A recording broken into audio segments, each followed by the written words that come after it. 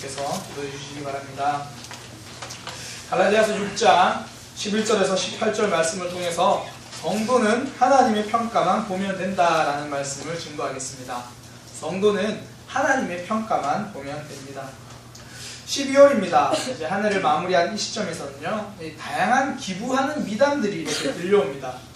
인천에서는 이 김달봉이라는 가명으로요, 구청에도 기탁을 하고 자선단체도 기탁을 하고 뭐 5천만 원, 1억 이렇게 한 개인이 김달봉이라는 가명으로 누군지는 알리지 않은 채 그렇게 기탁하고 있다는 뉴스가 나왔습니다. 한편으로는 또 경남 거창에는요, 1989년부터 올해로 28년간 한 해도 거르지 않고 연말마다 뭐 쌀 600kg 뭐 그 정도 상당의 기부를 실천해온 사람, 익명으로 계속 실천해온 사람이 있다라는 겁니다. 연말 되면 이런 혼난 이야기들이 들려옵니다. 이렇게 기부와 섬김을 하는 사람들의 가장 큰 특징은요, 기부와 섬김의 가장 큰 특징은 자발성입니다. 내가 하고 싶어서 자발적으로 하는 것이 섬김이고 기부입니다. 그래서 이런 사람이야말로 내가 원하는 대로 하고 싶은 것을 사는 대로, 내가 원하는 대로 하고 싶은 대로 사는 사람입니다. 자발성을 가지고 행동하기 때문입니다. 쉽게 말해서 내 마음대로 살아가는 사람들, 내 뜻대로 살아가는 사람들이라는 겁니다. 반면에 내가 하고 싶은 일이 아니라 다른 사람 눈치 때문에 일을 하는 사람도 있습니다. 청소를 하나 해도 내가 하고 싶어서 하는 것이 아니라 다른 사람 눈치 보여서 하는 겁니다. 섬김과 실천이 없는 것이 아닙니다. 그런데 제대로 행복하게 그것을 실천해보지 못했다라는 겁니다. 눈치가 보여서 마지못해 합니다. 내 뜻대로 하는 것이 아니라 다른 사람 때문에 하는 사람들입니다. 이런 사람들은 똑같은 일을 하고도요, 그 마음 가운데 속 시원하게 한 적이 없습니다. 늘 눈치 보며 갑갑하게 합니다. 누구는 내 뜻대로 속 시원하게 행복하게 살아가는 사람이 있는 반면에 언제나 눈치 보면서 갑갑하게 살아가는 사람들도 있는 겁니다. 신앙생활도 그렇습니다. 신앙생활을 행복하게 하는 사람이 있습니다. 말씀을 듣고 기대감이 있고 교회에 오는 설레임이 있는 사람들이 있습니다. 그런 반면에 신앙생활이 갑갑한 사람들도 있습니다. 내가 교회를 나가고 있긴 한데 생각해보면 내가 지금 왜 다니고 있는 건가?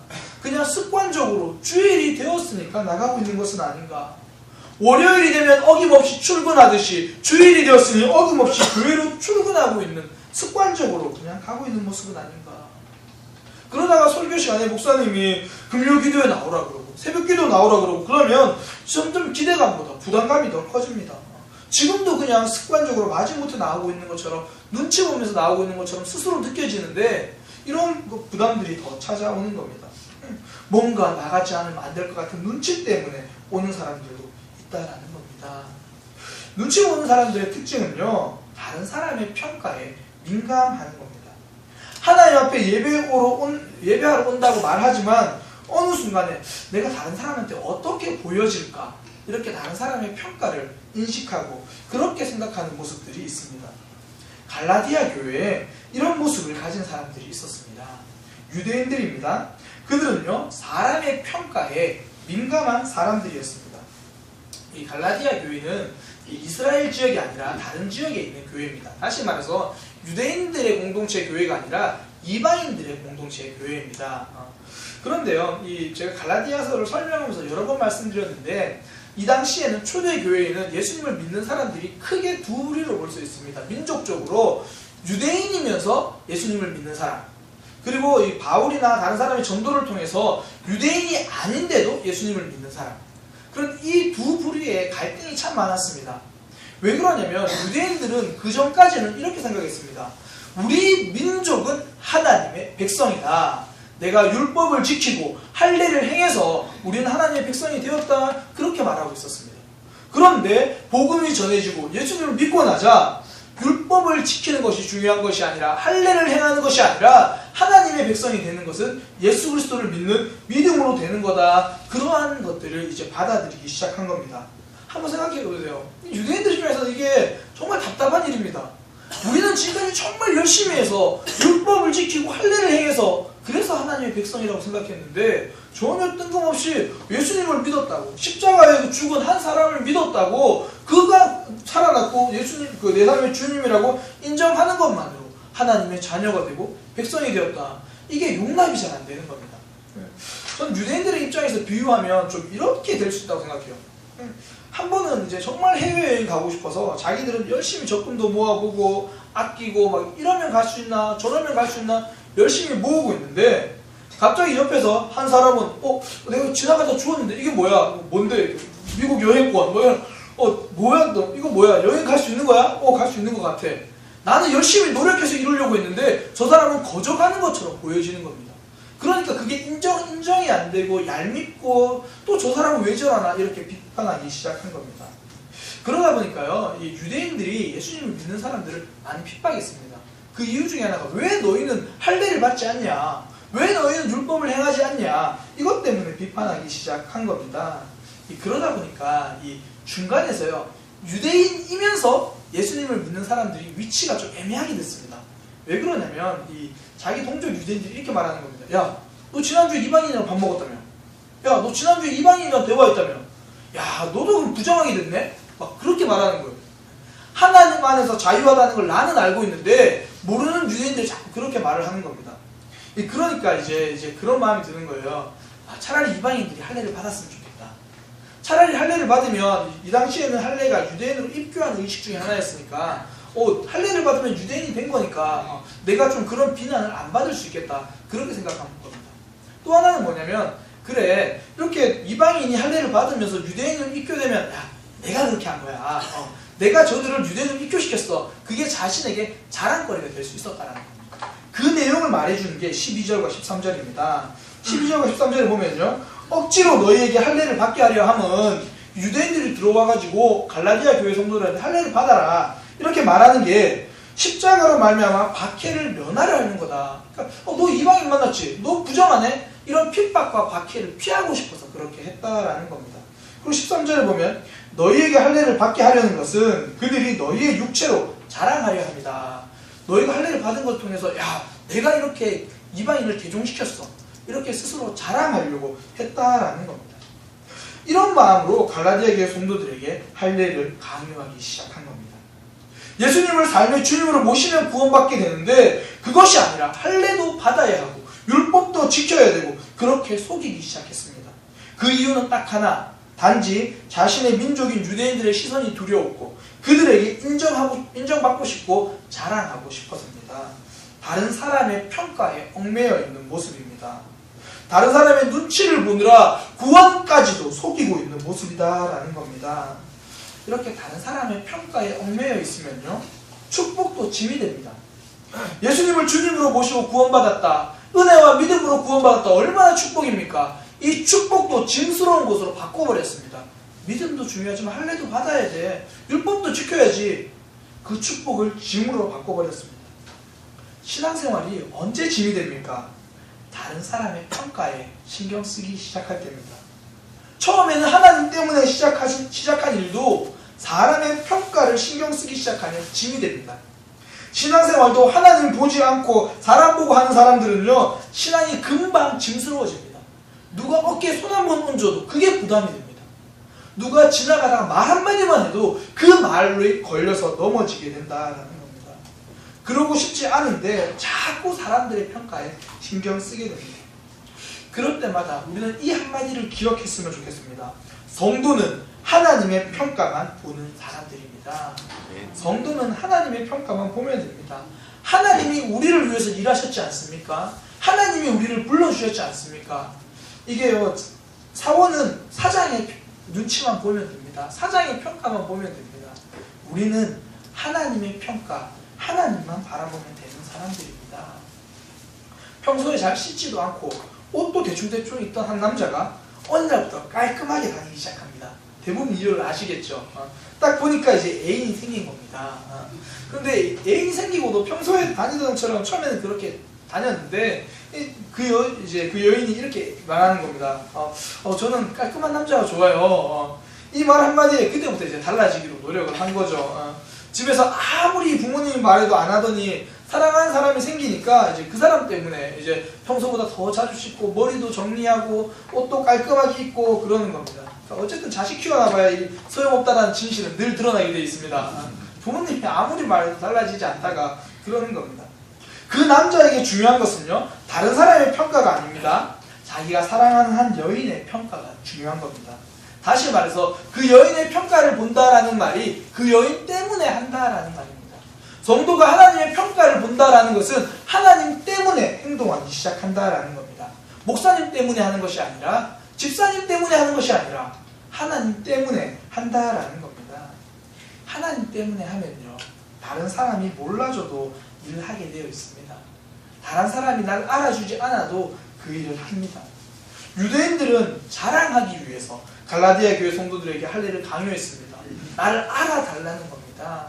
그런데 바울은 이렇게 고백합니다. 14절에 그러나 내게는 우리 주 예수 그리스도의 십자가 외에는 결코 자랑할 것이 없나니, 바울은 예수님 말고는 자랑하지 않겠다는 겁니다.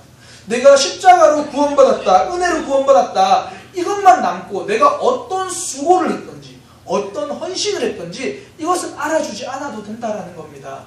내가 교회에서 식당에서 얼마나 봉사를 했든지, 내가 섬기기 위해서 무엇을 했든지 간에 남들이 알아주지 않아도 나는 그것은 신경 쓰지 않겠다라는 겁니다. 다른 사람이 몰라줘도 된다라고 생각하는 겁니다. 이런 사람들은요, 결과에 연연하지 않습니다. 남들이 몰라도 된다라고 하는 사람들은 어떤 결과가 올 것인가 이것을 생각하지 않는다라는 겁니다. 단지 내가 하나님 앞에서 했는가 이것을 봅니다. 내가 바른 마음으로 했는가 거기에만 집중하는 겁니다.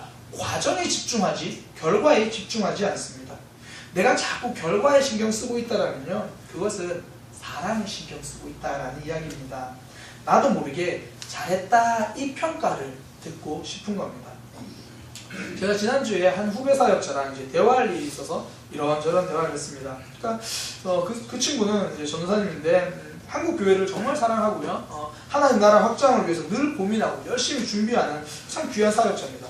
그래서 이제 그 친구랑 이런저런 대화를 하면서 특별히 이제 한국 교회 모습 참 안타깝다. 오늘 대한민국 이 혼란의 현실이 사실은 우리 한국 교회가 바로 서지 못해서 그렇지 않냐, 이제 그런 이야기를 한참 나눴습니다. 그러면서 그 전사님이 이런 얘기를 하시는 거예요. 본인이 속한 교단이 저와 우리 교단 침례교단이 아니었는데, 본인이 속한 교단이 하나님 앞에 바른 모습으로 세워지기 위해서 정말 그 일을 위해 쓰임받고 싶다. 많은 사람들이 손가락질하고 있지만 나는 정말 이 교단을 바로 세우고 싶다. 그런 이야기를 이제 하고 그런 얘기를 나눴습니다. 제가 그 이야기를 들으면서 참 귀하다라는 생각이 들었습니다. 그런데 한편으로는 제가 이렇게 고민해 줬습니다. 힘 좀 빼라. 힘 좀 빼라. 나를 통해서 무엇을 하겠다라는 생각은 좀 내려놔라. 단지 하나님이 지금 우리에게 원하시는 것, 그것이 무엇인지 하루하루 열심히 준비하고 공부하며 말씀 준비하며 살아가는 거지, 내가 이런 성과를 내겠다, 내가 저런 성과를 내겠다, 그런 마음은 우리 자신에게 의가 될 수 있다. 그러니 힘 좀 빼라. 내가 결과를 내고 싶다는 것 자체가 이미 나를 알아달라는 겁니다. 내가 알려지기를 원하는 겁니다. 성도는요, 결과에 집중하는 사람이 아닙니다. 과정을 보여줄 수 있는 사람입니다. 하나님은 한 번도 모세에게 네가 출애굽시켜라고 말하지 않았습니다. 하나님은 요수아에게 너의 힘으로 정복하라고 말씀하지 않았습니다. 모세를 통해서 하나님이 하셨습니다. 요수아를 통해서 하나님이 하셨습니다. 우리 사랑의 교회를 통해서 하나님이 장안동을 부흥시킬 겁니다. 하나님이 하실 겁니다. 출애굽의 책임은요, 모세가 지지 않습니다. 하나님이 책임져 주십니다. 가나안 땅의 정복은 여호수아가 책임질 일이 아닙니다. 하나님이 책임지실 일입니다. 단지 모세가 고민해야 할 것은 딱 하나, 내가 하나님 앞에서 바르게 서고 있는가. 결과를 보는 것이 아니라 그 과정을 보는 겁니다. 여호수아가 해야 될 것은 딱 하나, 내가 하나님 앞에 순종하고 있는가. 성과를 고민하는 것이 아니라 순종을 고민하는 겁니다. 2017년을 준비하면서요, 제가 요즘 가장 많이 하고 있는 고민이 하나 있습니다. 바로 이 성과에 대한 문제입니다. 어느 순간에 제가 제 스스로를 돌아보면서 이 성과의 함정에 빠져 있는 것은 아닌가, 그런 생각이 참 많이 듭니다. 이제 다음 주가 성탄절이고 그 다음 주 1월달인데요. 2017년 1월달이 되면 예배 형태부터 바뀝니다. 예배 형태가 바뀌어지거든요. 그러다 보니까 이제 주보도 좀 달라집니다. 그리고 또 이번 사무처리회에서도 보셨듯이 이제 구역 편성도 좀 많이 달라졌습니다. 이제 이거 장로님과 권사님들과 함께 이제 그 한참 대신방이 진행되던 10월 초부터 함께 모여가지고 이것을 나누고 고민을 나누고 기도하고 그렇게 지금 결정하고 진행하고 있는 거거든요. 그런데 저는 자꾸 제 스스로에게 묻는 겁니다. 혹시 지금 내가 성과에 대해 집착하고 있는 것은 아닌가?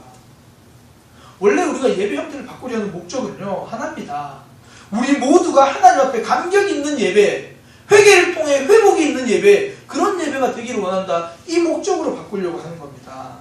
그런데요, 박명수 목사 때문에 회복되고, 박명수 목사 때문에 감격이 있고, 이렇게 되면 안 됩니다. 물론 이런 것이 아님에도 불구하고, 아무 능력이 없는 저임에도 불구하고, 사실 자꾸 그런 성과에 눈이 가더라는 겁니다. 구역 편성도 그렇습니다. 구역 편성을 새롭게 한 이유 중에 하나가, 이 주일날 말씀 듣고 고개를 끄덕이면서 그래 내가 그렇게 살아야겠다, 거기서 끝나는 것이 아니라 이제 말씀을 좀 함께 나누는 공동체가 있었으면 좋겠다. 말씀을 가지고 주일 식사 마치고 점심시간에나 아니면 다 같이 모일 수 있는 공동체가 모였을 때에, 집사님 저는 오늘 말씀을 듣고 제가 지금까지 이런저런 모습으로 사람의 평가에 제가 목매어 있는 모습을 봤습니다. 오늘 말씀처럼 제가 하나님의 평가에 집중하기 위해서 이렇게 한 주를 살아가겠습니다. 저를 위해서 기도해 주세요. 이렇게 서로 다짐을 나누고 중보기도를 부탁하는 그런 공동체가 되기 위해서 그런 형태를 바꿔가는 겁니다. 그런데 이것도 그래 젊은 목사님 오셔서 새롭게 시스템이 바뀌니까 뭔가 좋아져, 우리 목사님이 하시니까 뭔가 달라, 이런 사람의 성과에 집중할 수 있다는 그런 두려움이 듭니다. 정직하게 제가 계속해서 한 2주간 질문하고 있는 게요, 내가 왜 바꾸려고 하는가? 혹시 내 성과 때문은 아닌가? 계속 그 질문이 하나님 앞에 하게 된다는 겁니다. 그리고 솔직히 거기에 정직하게 아니다라고 대답할 수 없는 저 자신을 보았습니다. 저는 그래서 기도합니다. 하나님, 나의 성과가 아니라 목적만 남게 하소서. 예배를 통한 목적, 소그룹을 통한 목적만 남게 하소서.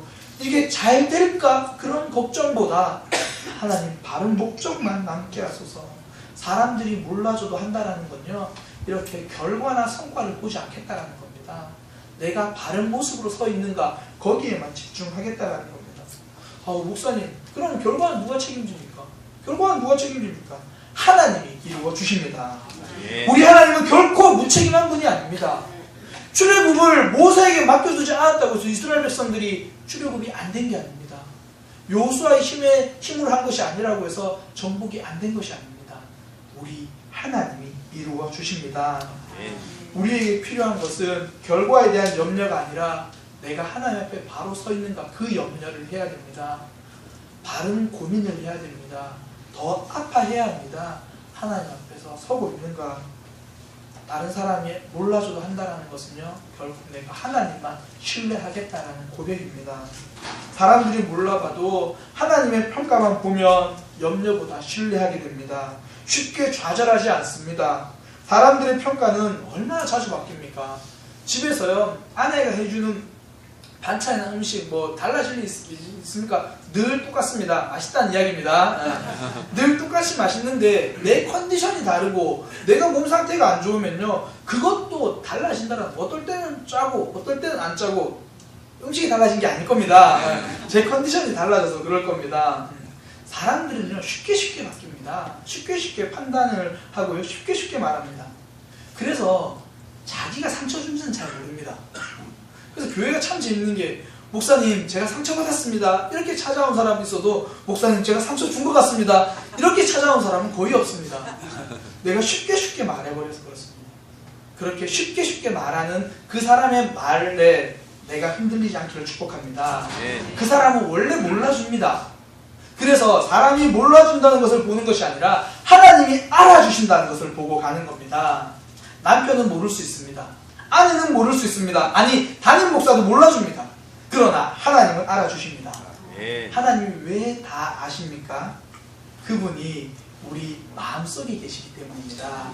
저와 여러분의 마음속에 우리 성령 하나님이 계십니다.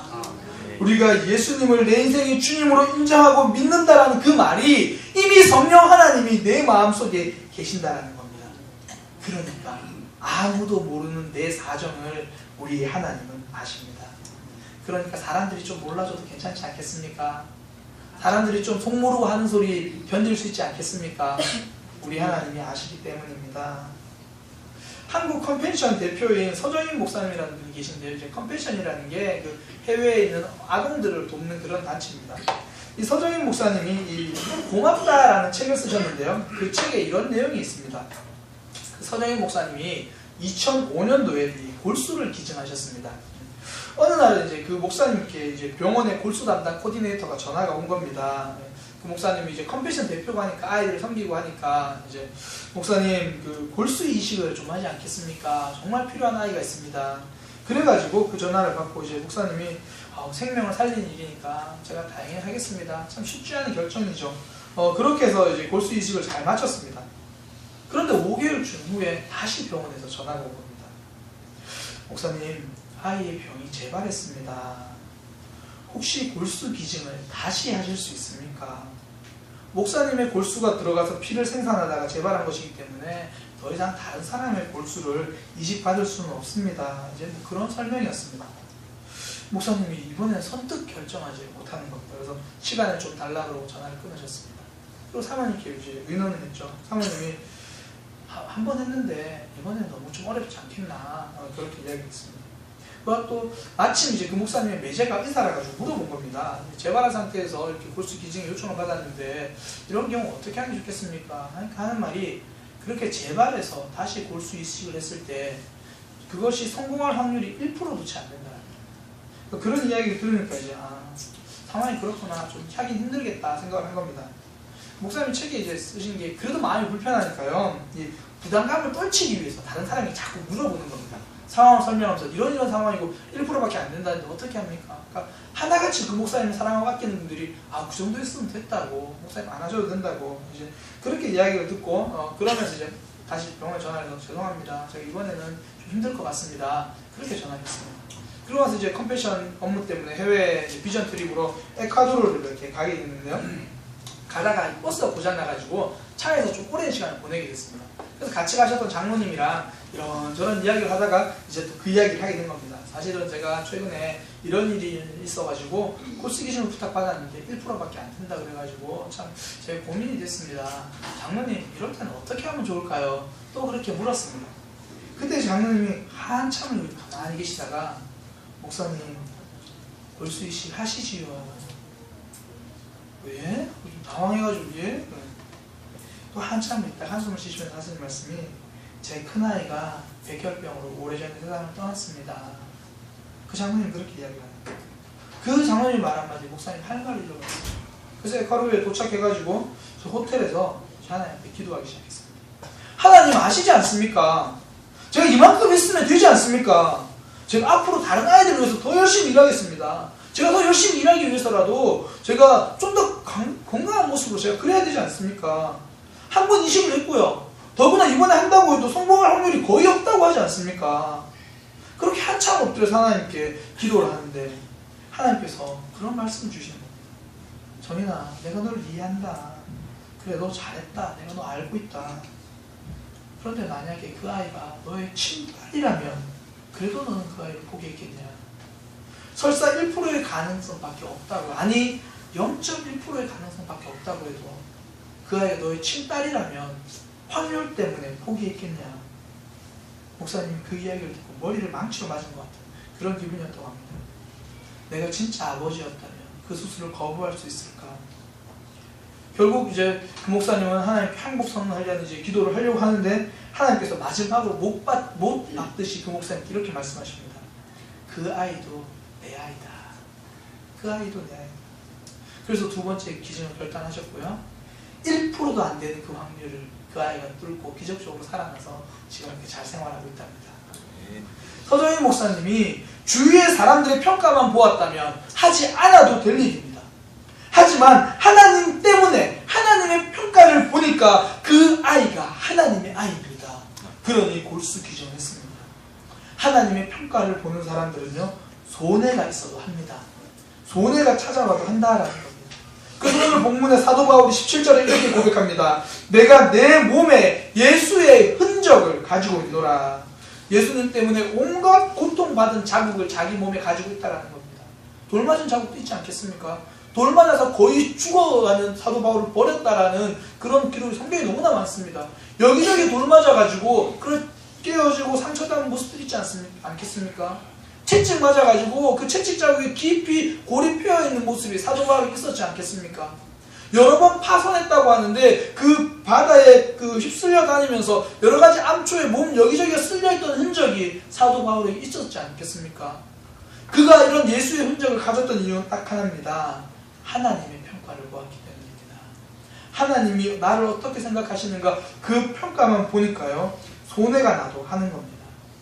사람들의 평가에 신경 썼던 유대인들은 자신들의 동료들의 비난을 받기 싫어서 갈라디아 교회 성도들에게 할례를 강요합니다. 내가 힘들고 어렵고 손해나는 일이라면 신앙조차도 그렇게 타협해버리고 신앙조차도 한쪽 구석에다가 그렇게 두고 심지어 다른 사람이 그것을 합리화합니다. 내가 이럴 수밖에 없지 않느냐, 그렇게 합리화하는 겁니다.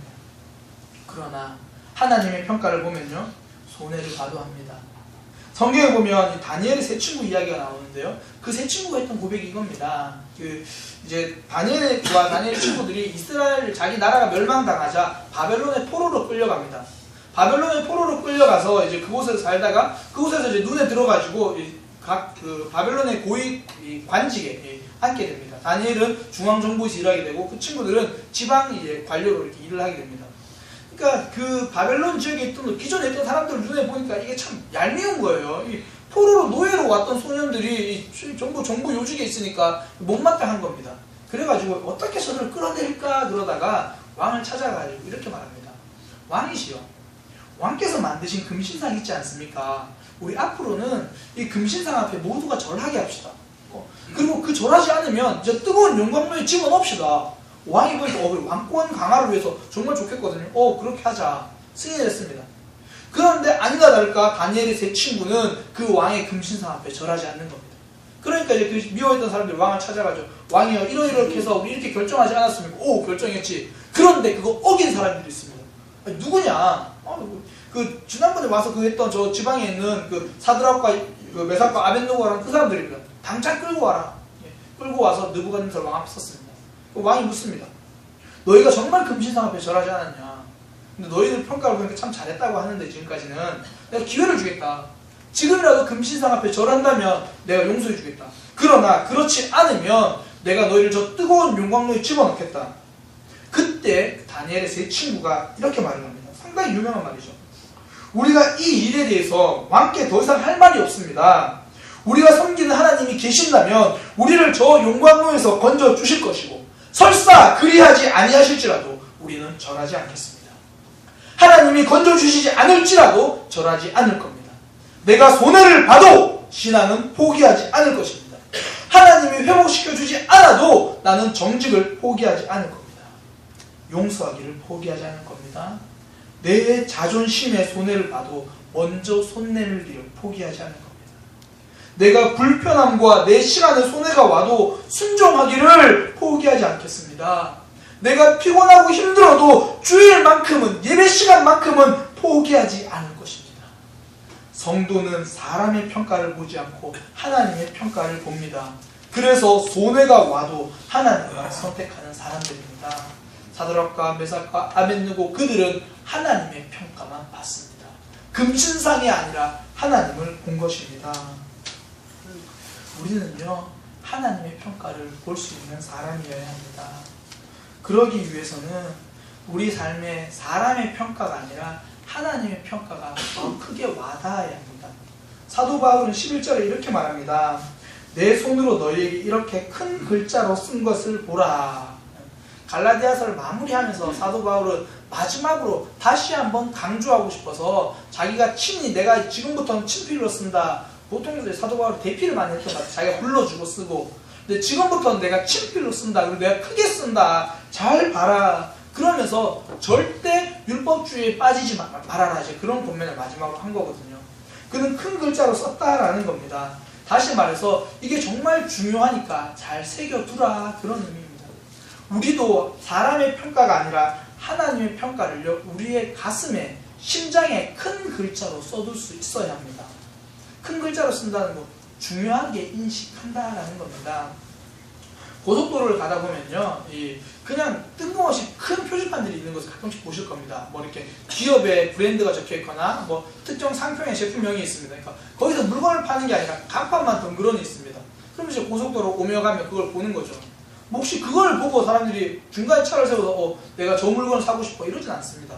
그래도 그 간판을 세워두는 게 오며 가며 자주 보고 자주 노출되면 사람들이 거기에 대해서 각인된다는 겁니다.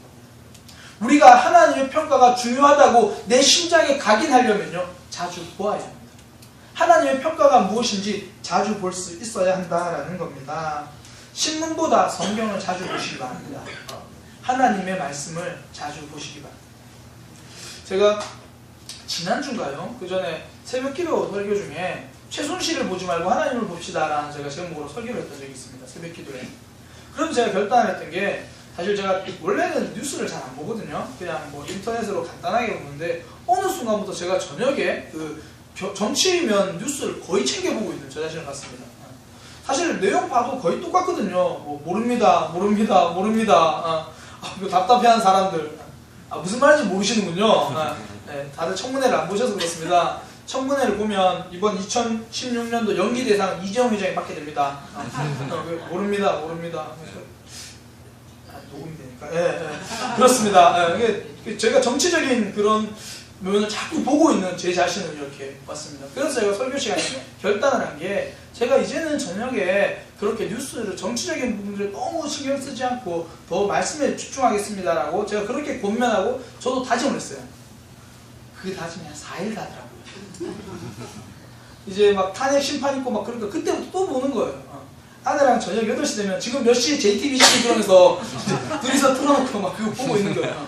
그거 못 보면 막 다시 보기 위해서 보고 있고. 제가 말씀을 준비하면서 다시 한번 결단합니다. 신문이 아니라 성경을 보겠습니다. 하나님의 말씀을 더 가까이 하겠습니다. 사람의 평가가 아니라 하나님의 평가에 집중하려면요, 하나님의 말씀이 우리 가운데 깊이 들어와야 됩니다. 자주 보여져야 합니다. 하루를 시작하실 때 성경을 펼 시간이 없으시면 설교 제목이라도 휴대폰에 기록해 놓으시기 바랍니다. 성도는 하나님의 평가만 보면 된다. 설교 제목 하나만이라도 우리 가운데 남아있었으면 좋겠습니다. 그러면 사람의 평가를 보지 않고 하나님의 평가를 보는 겁니다. 또 하나는요, 우리가 하나님의 평가를 보기 위해서는 이전 것을 잊어버리면 됩니다. 믿음의 특징은요, 단절입니다. 이전 삶과 단절이고요, 죄와의 단절입니다. 하나님은 우리의 과거를 보지 않고 현재를 보시고 미래를 소망하십니다. 우리가 이전까지는 내가 사람의 평가를 받다, 이전은 내가 잘못했기 때문에 사람들이 날 이렇게 볼 거다, 그런 과거의 평가는 잊어버리시기 바랍니다. 이전 것은 지나갔으니 보라 새 것이 되었도다.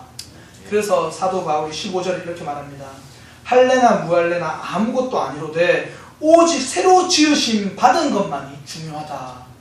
이전에 사람들이 나를 어떻게 보았든지, 이전에 내가 어떤 실수를 했던지, 2016년도에 나의 신앙생활은 어떠했는지 이제는 잊어버리시고 새롭게 한 걸음 한 걸음 걸어가시기를 축복합니다.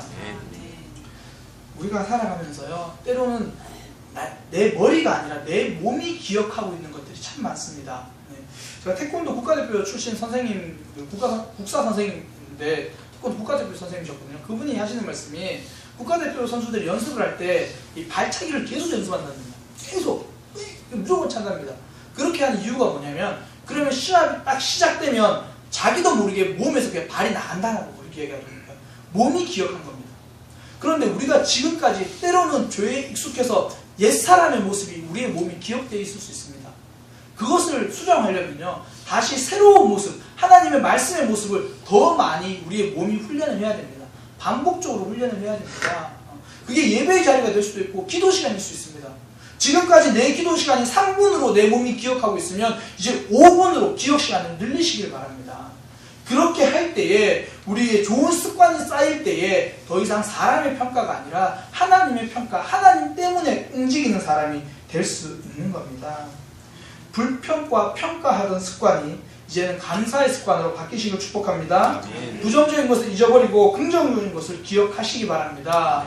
그것이 우리가 사람의 평가가 아니라 하나님의 평가만 보는 모습입니다. 오아시스 컴플렉스라는 말이 있습니다. 이게 뭐냐면, 사막에서 갈증으로 목이 타는 사람이 눈앞에 오아시스가 존재하지 않는데 실제로 존재하는 것처럼 보이는 현상을 말합니다. 우리가 흔히 말하는 신기루라는 거죠.